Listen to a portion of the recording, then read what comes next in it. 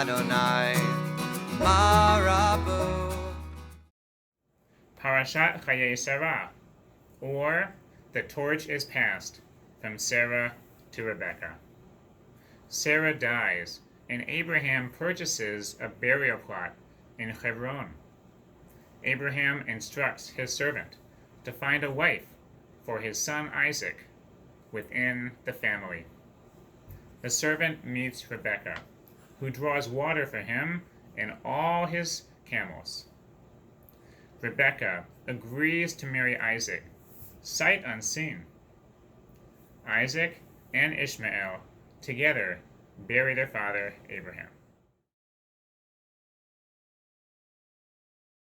What was it about Rebekah that signaled to the servant that she was the one to marry Isaac? She passes the test with flying colors by drawing water for the servant and for all his camels. Let me read to you a verse in the middle of that story. Quickly emptying her jar into the trough, Rebekah ran back to the well to draw, and she drew for all his camels. So on display here are two remarkable traits. The first is generosity towards strangers. The servant was someone she'd ever seen before, someone she may never see again. That didn't stop her from drawing water for him and all his camels. Not that they drink a little water, but a lot. And also, she had to exert herself. Taking up all this water is hard work.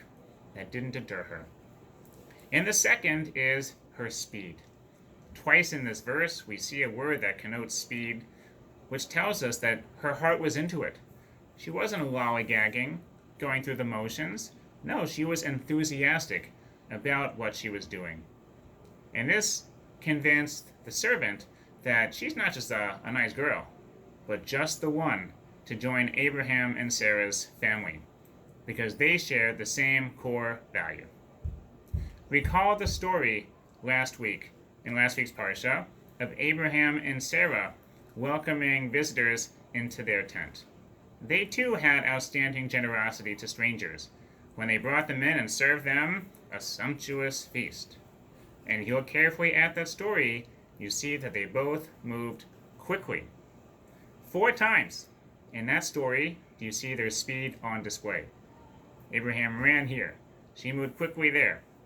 So both traits are linked. It's clear that the spiritual DNA of hospitality, that signature mitzvah, is present in both Abraham and Sarah and Rebekah.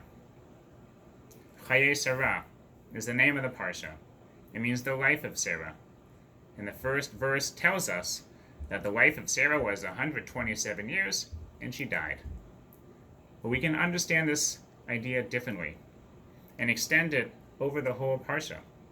The life of Sarah, I think, connotes what values did Sarah live by? And generosity and kindness to strangers, that's on display. That's alive and well, even if she no longer is. In the next generation, in Rebekah.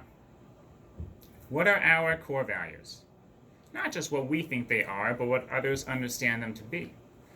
Not just what we say they are, but the values we actually embody through our actions. I think there are 2 tests to our core values.